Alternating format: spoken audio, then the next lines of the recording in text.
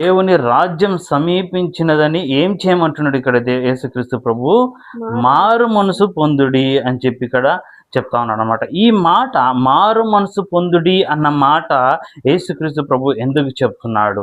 మారు మనసు పొందుడి అని చెప్పి క్రీస్తు ప్రభు చెప్తా ఉన్నాడు అనమాట. ఎందుకు ఈ మాట చెప్తా ఉన్నాడంటే మనుషులు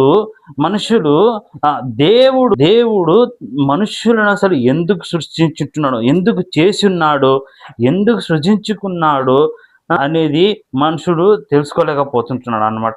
దేవుడు తనని ఎందుకు సృజించుంటున్నాడు, ఎందుకు సృజించుకున్నాడు, తన గురించి ఎవరు కూడా పట్టించుకోకుంటుంటున్నాడు అనమాట. ఎవరు కూడా యేసుక్రీస్తు ప్రభు మనుషులను ఎందుకు సృజించుంటున్నాడు, యేసుక్రీస్తు ప్రభు ఈ సృష్టిని ఎందుకు సృజించుంటున్నాడు, మనుషులను ఎందుకు సృజించున్నాడు అన్న సంగతి ఎవరు కూడా ఏం చేయలేకపోతుంటున్నారు అంటే గుర్తించలేకపోతుంటున్నారు కనుక యేసుక్రీస్తు ప్రభు ఏమంటున్నాడంటే మనసు పొందుడి అన్న మాట ఇక్కడ తెలియపరుస్తా అన్నాడు అనమాట. ఇక్కడ మనం ఏం చూసుకుందామంటే మనుష్యులు అనేవారు ఎక్కడి నుంచి వచ్చింటున్నారు,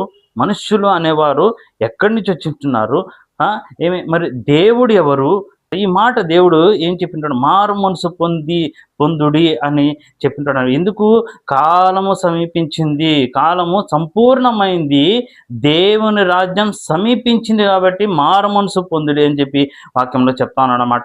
దేవుని రాజ్యము సమీపించింది అని చెప్తా ఉన్నాడు. అంటే అంతవరకు మనుషులందరికీ ఏమైతే వాళ్ళకి సంగతి తెలియదు ఏంటంటే దేవుని రాజ్యము అతి త్వరలో దేవుని రాజ్యము వస్తుంది అన్న సంగతి వాళ్ళకి తెలియదు అనమాట.